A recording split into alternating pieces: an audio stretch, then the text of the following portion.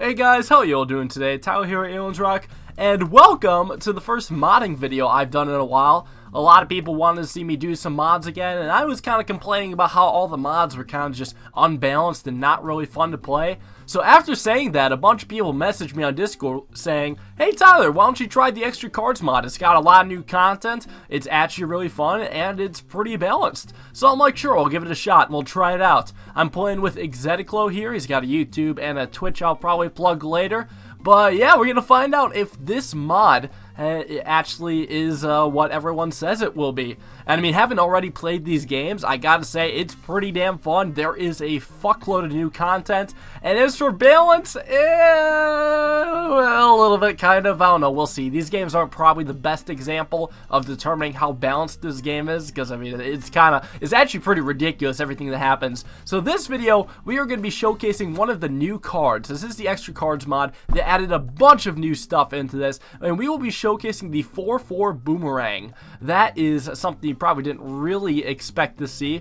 So they added in a bunch of cards, and some of them have just both 4th tiers in one tower, and it's super freaking cool. So we'll be trying that out. There's also, you know, some new cards and some different stuff. One here is this 1/1 wizard. It has the green magic bolt, which you guys may recognize from the 7th tier tower mod. That also was from the BTD 5 specialty building, so I guess it's a hefty buff to the 1/1 wizard. This guy's actually really strong now, and he only costs like 400. It's kind of ridiculous. As also for other new cards, there is a 1/0 Cobra card that gives like 65 eco in blues for $650, which is absurdly strong. Like, you get really high eco. 949 eco and on round 8. That's how much we have. That's just insane. So like I said, it may not be the most balanced because you can get absurd eco, but we are going to probably need it for late game because there are some pretty crazy late game shenanigans you can pull off, and I'll be showing that pretty shortly, including the spamming of the 4/4 Boomerang throws, of course. There's also this farm card that I have here, a Banana Republic. I think this card exists in normal card battles, although it's a bit different, just in everything, I guess. I think the Republic is matched with ceramics instead of reds. So the reds, it's like $1,800 of reds, and it gives like 100 eco, which is definitely worth it. That's, you know, that's a nice ratio. Maybe not as nice as the Cobra one, but we can't all be perfect now, can we? And it also has a 3/0 farm attached to it for $4,500, which is absurdly cheap, actually, for a 3/0 farm. You can just spam those like crazy, get a crap ton of money, and just kind of keep rolling with it. I mean, we got a pretty solid defense right now, too. All things considered, we got a 2/3 sniper hidden in the corner, and that guy costs $3,000. He's pretty cheap, and it's probably going to let me defend stuff pretty well. I also got Juggernaut kind of laying around, and, you know, just some wizards, and those wizards are pretty good. We're nearing 2,000 eco, maybe even before round 18 if possible, but I think I'm probably just going to go for more Banana Republics, doing that SJB Republic spam right there, because I don't have an option to actually upgrade those dudes. We have to SJB Republic spam is the way of the card battles. Anyways, here comes a Moai boost to our side, but yeah, the sniper and wizards just really take it down. It wasn't even close. Exeticlo boosted, but I did not have much of need to boost, so yeah, nice job there. We got 4 wizards now. It's actually cool seeing them all fire and seeing them, that homing green bolt. The green bolt actually does quite a bit of damage. It's like 7 pops or something like that. It's pretty strong. So I think we'll be seeing our first 4/4 Boomerang. So here it is, the Glaive Lord. I guess, I don't know what the fuck to call it. So it's a Glaive Lord and a turbocharged, and it costs 10,000. So this guy is actually kind of reasonably priced for what it does, considering the Glaive Lord as a whole costs maybe like 6,500, and the turbocharge costs like 4,500, and this guy costs like 10k, and, you know, both 4th tiers together is you know, it's a bit more. However, this guy actually, when both 4th tiers are combined into one tower, it makes it so much stronger. So for starters, it fires at bionic boomer pace, but it also has each of those glaives be glaive ricochet glaives. So each of its super fast firing glaives, you know, becomes a glaive ricochet, and it pops 100 balloons and homes, you know, in on balloons on the track. So that's actually absurd popping power coming out of that. Then of course, I mean, you know, all of its glaives pop lead, it's rotating glaives and everything. and it just does a lot of overall popping power. I'm probably going to be ending up selling a bunch of my other towers just so we can see the raw popping power of these 4/4 boomerangs. Like right now, they're already really carrying everything. The wizard's kind of touching stuff from time to time, but it's not really doing too much. Don't worry, we will get rid of the wizards. So I mentioned there was some late game shenanigans in this. What the hell is going on? So there's a brand new Bloon send that's unique to this card battles mod. You may remember it from the last time I played the extra cards mod, and that is the ability to add camo and regrow to Moab class balloons. Normal battles, you can only go up to like camo, regrow, ceramics, but in here you can now add those properties to Moab balloons, and let me say, it is absolutely fucking busted. So just imagine this, right? You send a regrow Moab, it pops into 4 ceramics, and say if you can't pop those ceramics in time, all 4 of those ceramics will regrow back into 4 regrow Moabs, and then just rinse and repeat, and it's even more ridiculous. How insane is that? Like, that's gotta be one hell of a challenge. And then even when you pop it, you know, the ceramics themselves might be regrow, the rainbows will be regrow, and all that, so it's gotta be pretty tough. Not to mention a BFB. A BFB is even harder because once you pop the BFB into 4 Moabs, you have to take down those Moabs super quickly or they'll become 4 regrow BFBs. Now, there is a hard counter to it, which is the Purge card. You know, it's a power card. I just used it there. It looks like that. It removes camo and regrows from everything on screen. So you do that to take off the camo and regrow property from the blimps. And honestly, that card is pretty much meta. You absolutely need it. It's S tier. If you don't include it, you will die to like camo and regrow Moabs and BFBs and ZLGs for sure. 100%. So that's kind of one of the broken things. There's also some new power cards in this mod, although I don't think we showcase any of them in these games. Instead, we have just a massive army of 4/4 boomerangs, which are pretty much destroying everything. I don't know if you guys saw, but we did activate the turbocharge ability a round ago or so. You'll probably see it as time goes on. But you should know that the ability is even more insane if you really think about it, because each of its hypersonic glaives it throws all become Glaive ricochet glaives, which is absurd. They pop 100 balloons each, and they fire super fast, and they just go crazy, so that's insanely strong. It's really good against just, like, group things in general. So this 4/4 Glaive Lord, yeah, it's pretty strong. Dare I say busted. It's really hard to say. We'll be showing it against a stronger rush in the next game, but this game is actually pretty cheeky, right? So I am basically doing a thing that I like to call the power cycle. I am going through my deck looking for only one specific card. Well, besides the Glaive Lord, because I'm just placing down every Glaive Lord. I'm placing down every single 4/0 Cobra card I have in my deck. So yeah, there's a lot of Cobras, besides just the 1/0 Cobra, the 4/0 Cobra, because that lets you send balloons 1 round earlier. You're like, well, why would you want to send balloons 1 round earlier? It's round 30. Shouldn't be able to send everything out right away? No, that's not the case. Turns out I have a card in my deck that sends a single regrow ZLMG for $35,000, but it unlocks on round 43. 43. That is a long time to wait, and the idea of it is like, you know, allows your opponent to give some time to defend it. But with the 4/0 Cobras, we're sitting out here on round 33. Get ready, we're boosting it, but I didn't know it was a slow cooldown, so we're gonna have to wait like 8 to 10 seconds for it to come out. Here it comes, the regrow ZLMG. Now, if he pops that ZLMG into 4 BFBs, every single one of those 4 BFBs could become another ZLMG. Not to mention, there's some regrow BFBs on his side. Not anything I sent. Those were just natural regrow BFBs.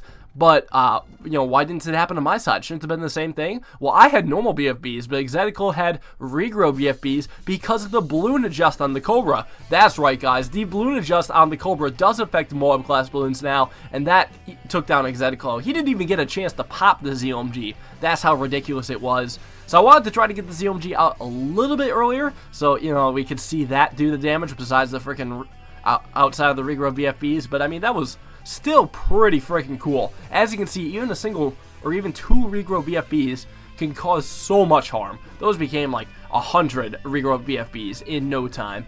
So anyways, now we're on a different map, and this map is kind of new. You may remember this from Make Rooms mod, and also BTD 5 before that. It used to be 3 times around, now it's 2 times around for battles, and it makes for a pretty interesting map. A pretty good map for Glaive Lords, I will say, because you can place a bunch in the center. Also, this group of red balloons is hyper clumped. I'm like, okay, I should probably boost that tag shooter. I probably saved a lot of lives by doing it, because even with the boost, I leaked down to 122 lives. yeah, that was kind of scary, so we'll get up our wizard. There's also a freaking monkey farmer card in our deck, or in the card battles. You can actually do like a lot of cheeky stuff. You can get a monkey farmer card, you can get a card that's a single white hot road spike, and you can get a card that's a single pineapple. You know, the shit that comes from Aces, or the road item from BTD 5? Yeah, that's a card. So you might be wondering, well, why are such low value thing cards? For the memes, of course, but the monkey farmer actually has a use. I don't know if you noticed last game, I had so many 3-0 farms on my screen. So many. It was disgusting, really. And I didn't have the farm in my deck at that time, so all those bananas came out, and I just literally could not collect them fast enough. Most of the bananas probably expired on time. It was seriously absurd. So now we got the farmer, so that guy can collect everything for us. However, this map you probably can't fit as many plantations on. But that's okay. Or sorry, republics. They're SJB republics. What am I saying? They're also the most annoying banana farm to like collect from because it shits out the most bananas out of any banana farm. You know, even the 4th tier banana farm, it gives more money per round, but shits out less crates than this 3-0 SJB republic gives per round. So that's a lot of bananas you have to collect. So now we got a farmer to do it for us. Now we got a pretty solid defense ourselves. We got us a sniper sitting at the bottom right. Exetical's also got a sniper. He's also got a 3-0 farm, so he's up on that. I don't know how he's doing on actual eco, though, because we are killing it. 1200 eco, around 14? Yeah, that's pretty strong, even for card battles. So you're like, Tyler, so a lot of the towers, they're underpriced. After all, the 2-3 sniper is $3,000, and the 2 wizard is $2,000. Also, rip farm. Good to know that Exetical is kidnap. I guess I should probably keep some of my towers like in queue just in case he tries to kidnap and rush, huh? But yeah, you know, and it's also super easy to get eco because of some of the eco cards I talked about earlier. So isn't it just super easy to defend early game? Well, kind of. I mean, a little bit, yes. But there are some harder rush cards. So I mentioned the 4-0 Cobra card in the past, and the rush attached to it is pretty strong. It is 20 Camel Regro Ceramics that come out on round 14, and they cost like $3,000, which is extremely cheap for that type of rush.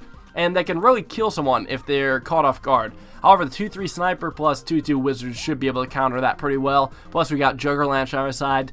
So, I mean, yeah, there's some harder rushes, but they're really not that challenging, especially with the type of eco and farms I've been getting. We're over 2K already, which is absolutely absurd. I mean, there's some, you know, regrow Moabs and stuff and BFBs, but I mean, Purge just hard counters that and makes it so, you know, the regrowness isn't really overpowered. Also, we did get our first 4-4 Boomer. We'll be placing many of those, and we'll be testing against a rush pretty soon. Just a heads up for that. And we'll see how well these guys do against just harder to beat balloons. So yeah, I feel like it's a little bit too easy to get eco in this game. If there was anything I think that should be nerfed, it should be that. But otherwise, I mean, it's pretty fun carrying out this power cycle strategy. We're actually starting to go into the 4-0 Cobra spam already, because I just realized I have a bunch of money sitting around. Why not give the 4-0 Cobras a shot? We had to get a lot of those to be able to knock down these ZOMG send till an earlier round. So we're basically just going to start spamming them now. Also putting down the 1-0 Cobras, basically as an extra farm. You know, the extra $80 per round could add up. Plus, I mean, we just want to be doing something with our towers. If we end up trashing our cards, it actually takes longer to cycle through our deck, because after trashing it, we have to wait 5 seconds for the next card to come in. So I only do that for like specific, like super expensive cards. Otherwise, I'd rather just be sending out the cards down as eco, or be placing them down as towers right away, because that just gets through the deck quicker. And that's why I'll place a tower and immediately sell it sometimes, unless if that tower happens to be a Glaive Lord, which I definitely want to keep around because we'll be showcasing it. And of course the Cobra, because I mean that's what we're cycling for, huh?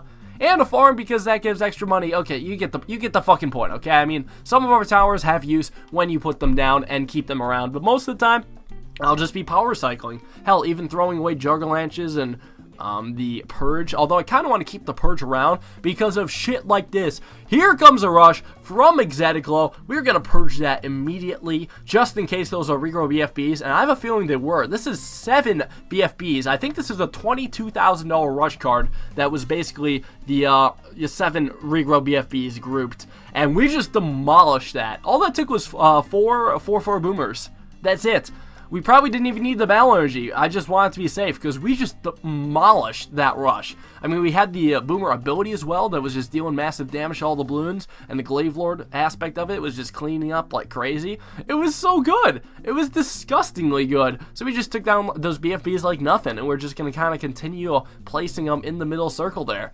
You know, the circle's pretty big, so I imagine you could fit something like 15, 16, 4-4 boomerangs in the middle right there and just do absurd pop power. Here comes the Moibs, and now we're seeing we don't even need to boost or have abilities to the defense. That's pretty cool. Still placing out some more monkey farmers and still going ham on the Glaive Lords. They look pretty cool. I mean, with their skins all just sitting around in the middle right there.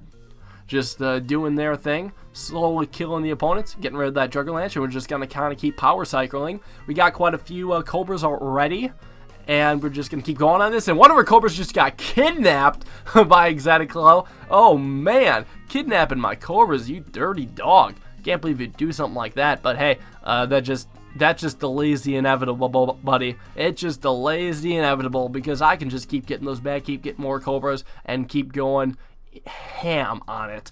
I mean, we still probably only need 2 or 3 more Cobras until we can send out this big ZOMG, even though it got kidnapped. Because we got so many on screen, and Exetical is not cycling through his deck as fast as I am, so he's not able to get that kidnap in time. We're still going crazy selling and rebuying for much anything. I'm even getting rid of a 4-4 Apache. Like, that's how little I care. I have just so much money sitting around. Like, why not buy an Apache and sell it? Now we can actually send out the ZOMG on round 32, so get ready for that. Just gotta wait for this to send. And just kidding. Oh, fuck. He kidnapped the Cobra at the last possible second, but that's okay. It's round 33 now, so we can still send it anyways. We're gonna boost it out. Nope, just kidding. We boosted it a bit too late and accidentally sent our Cobras Camarigger Ceramics. Good job, Tyler.